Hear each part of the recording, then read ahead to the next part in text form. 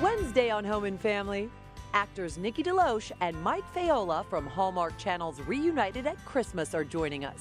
Plus, actors Tatiana Ali and Dondre T. Whitfield are here with Hallmark Hall of Fame's Christmas Everlasting.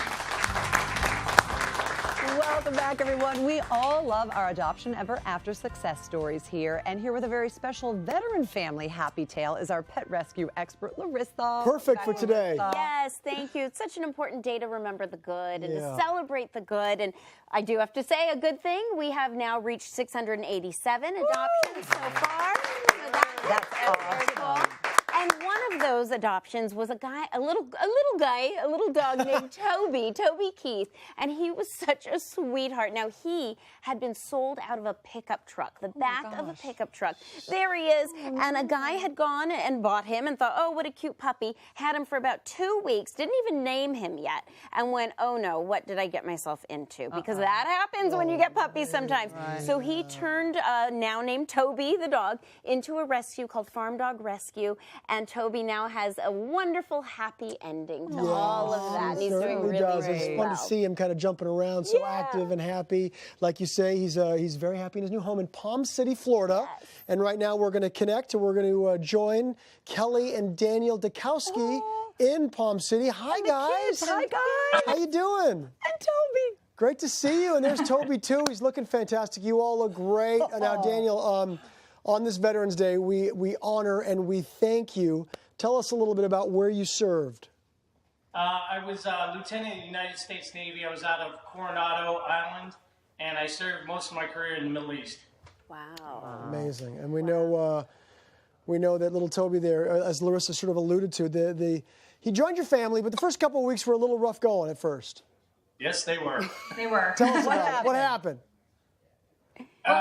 We had not done the puppy thing for a while, and so it was kind of like bringing a new baby home. We were up in the middle of the night, and he had way more energy than any of the rest of us. So it was an adventurous first couple weeks. Okay. So what was it about Toby that caught your eye? Oh, look at that. Actually, it was me. We went over to look at him because we were looking to adopt. Also have friends with our beagle that we have. And I always wanted a big dog, and then I saw him and how feisty he was. I was like, I love that dog. Stuck with me. Well, you're one of our military servicemen, so I'm sure you love a feisty dog. Yeah. Yeah, of course. So I understand that Toby has also given your doggy Snickers a new lease on life. He really has. Snickers is 5 years old, and he was kind of a lethargic and he was very happy to sleep for half the day, and Toby was having none of that. Now they play and run around the house and run around the yard, and Snickers is back to acting like a much younger dog. Now, I have a question for you guys, actually, because Kelly, when we were speaking earlier, you said that first week that you brought Toby home, you were holding your head going, what did I do? Because there was a tough transition period, and I always try to remind people about that. So tell me a little bit about how that went and kind of giving yourself a little extra time. Yeah, if we had made our decision at the end of the first week, I don't know that we would be where we are now. It was a very sleepless, long, tiring week. But, when you bring a new family member in, it's kind of like you're almost dating. And you've really got to give it those first few weeks for everybody to get to know each other and for you to learn the dog and for the dog to learn what's expected of him. And here we sit, a month later, and we just can't imagine life without him. Yeah, I bet you can, and I bet you your kids can't imagine life without it. You guys both have such big grins on you, like you're just front and center with big smiles. You guys having fun with Toby as well? Yeah.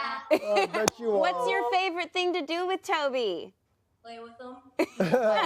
He seems very playful. Cute. He seems like he's just a bundle of energy for sure. Yeah. Love to ask you guys also about people out there that may be on the fence about adopting a pet. What would you tell others about opening your heart and your home to a rescue pet? Well, the thing is, there are so many homeless animals that really need our help and really need a nice place to live.